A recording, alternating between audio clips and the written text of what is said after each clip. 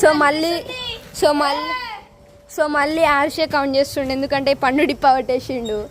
ఇక పండు boron boys పండు చూడండి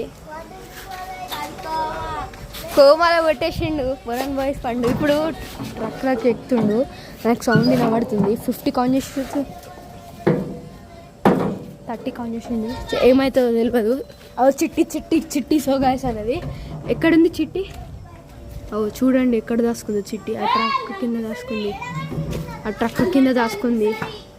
ఆ ట్రక్ ఇక బండి కింద దాచుకుంది చిట్టి. అవి ఎట్లా ఇప్పుడు ట్రక్ కాడికి పోయింది ఇందాక. మా ఇంట్లోకి పోతుంది ఇప్పుడు. మా ఇంట్లోకి పోతుంది. చూడండి ఎట్లా పోతుందో. పైకి పోతుందేమో చూడండి, పైకి కనబడుతుంది. సో ఇప్పుడు వచ్చేసి ఆరిష్ కౌంట్ చేస్తుండు. చూసిండంట ఆరిష్, చెప్తుండు పండు. సో ఇప్పుడైతే ఆరిష్ కౌంట్ చేస్తుండు. చూడండి ఆరిష్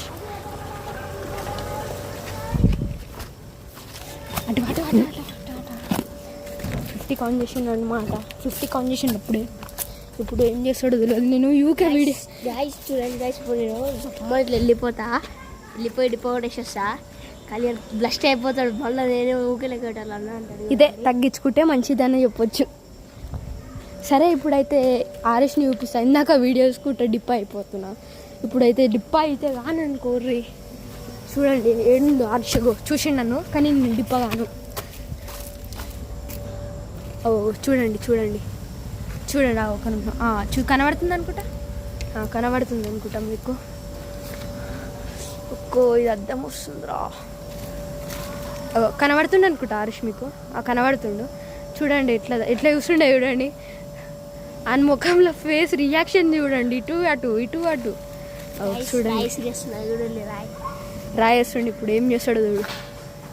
దేనికో తాకిందిరా, మీ బండికే తాకింది. ఇప్పుడు ఆరిష్ అని చూపిస్తాడు. చూడండి చిట్టి డిప్ అయిపోతుంది. ఇప్పుడు ఏం చేస్తాడు? చిట్టిని అందరం బుక్ చేస్తున్నాం చూడాలి.